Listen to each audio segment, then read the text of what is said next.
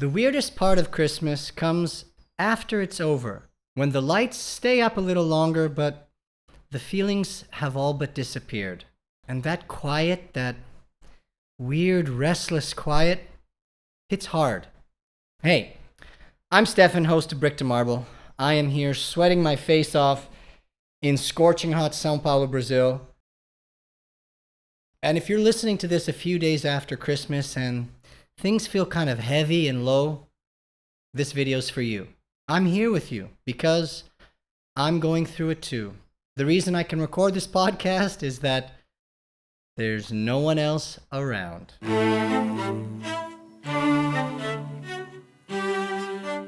And I've spent a lot of Christmases alone, more than I'd care to admit. Brazil, China, all over. Different places, but same terrible feeling underneath. Sometimes I pretended it didn't matter. Other times I told myself I didn't need anyone. I convinced myself that independence was strength. But this year feels different because now I know what I want. I'm in a relationship, someone I love very, very much. And I wish I were spending it with her family or with my family.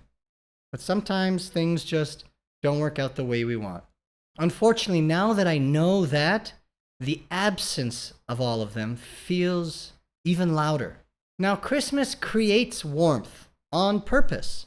People slow down and work fades into the background. Don't you find that life just feels softer, warmer, cozier, huggier? We're not obsessing about how we look. We can put on that ugly Christmas sweater and have that extra cookie. It's Christmas. It doesn't really count. Now, in cold places, the Christmas blues almost feels unfair. So much warmth packed into such a short window, coated in snow and hail. Then Christmas ends and winter rushes right back in. Because the magic of Christmas makes you forget about the cold outside because you're inside with the people you love, eating the foods that you all enjoy. And when you feel sad afterward, having had an amazing Christmas, I wouldn't say that anything is wrong. It just shows that what you experienced really, really mattered. When I was younger, spending Christmas alone certainly felt easier. In Brazil, I'd make drinks, eat good food, throw on my favorite show, maybe go to the beach.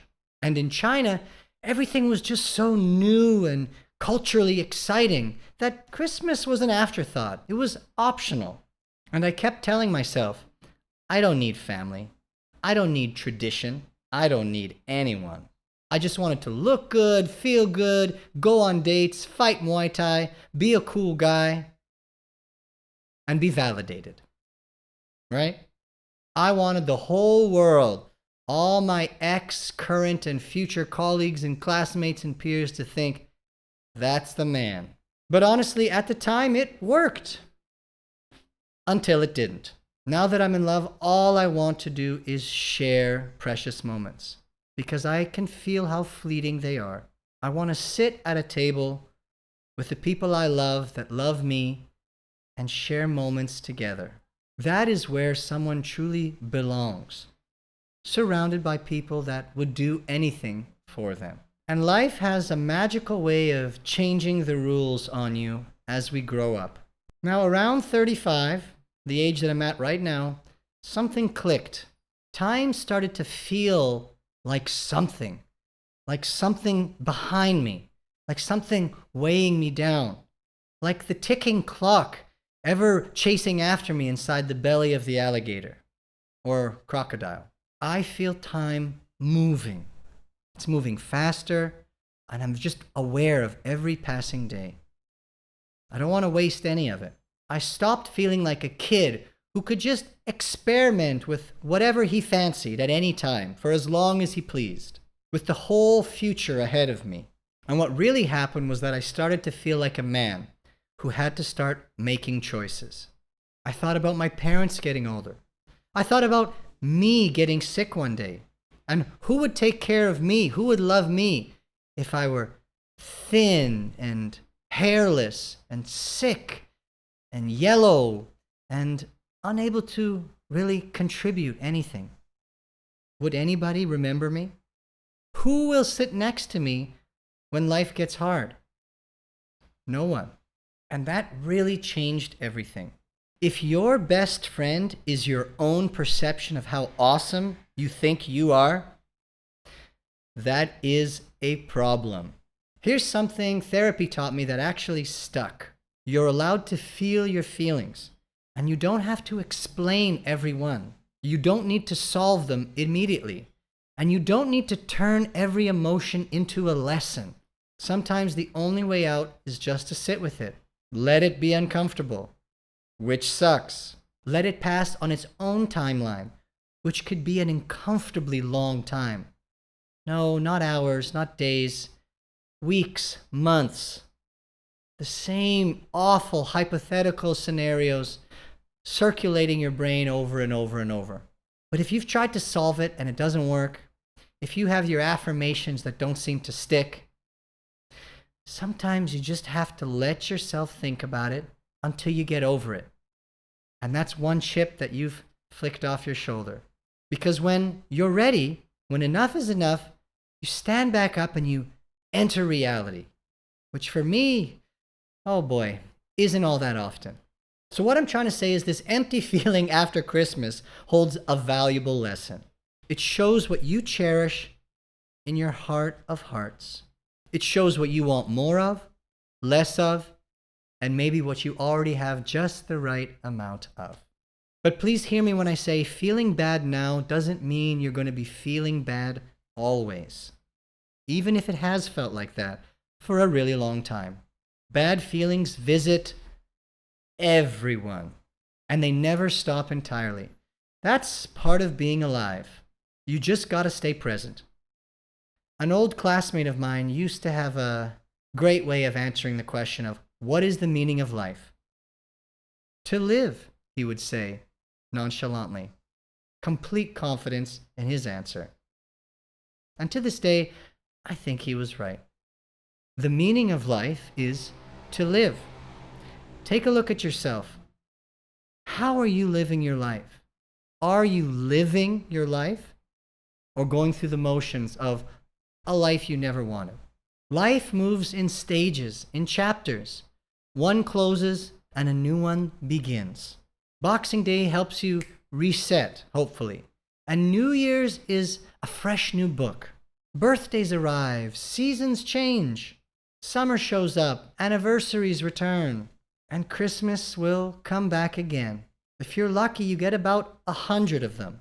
100 Christmases, if you're lucky. But that's it. And that's your meaning. If this Christmas felt lonely, I promise you there's a path forward. You have to start participating in life again. And that's hard.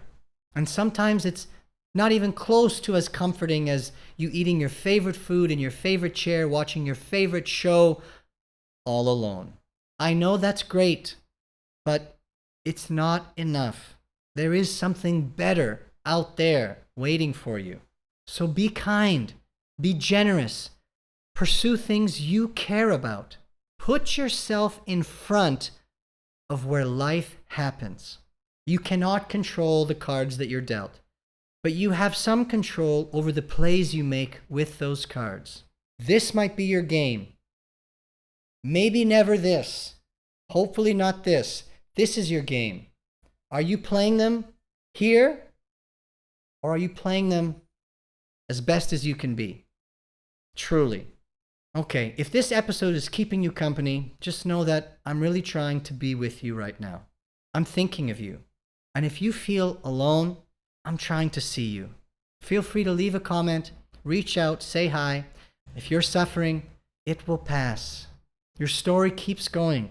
There is more to your story. It doesn't have to be how it's always been. Change is really the only inevitability in this life. At the end of all this, what remains are people and memories, moments shared, love given, connections built. This season invites compassion for yourself, for others, and for people you consider strangers that are going through hardships that you couldn't even imagine. Anyways, that's my spiel. I love you all. All right, builders, see you every Sunday. And remember that growth equals an awareness of time multiplied by the depth of your relationships. Brick by brick, we'll get there. Valeu! Feliz Natal! Merry Christmas! Cheers.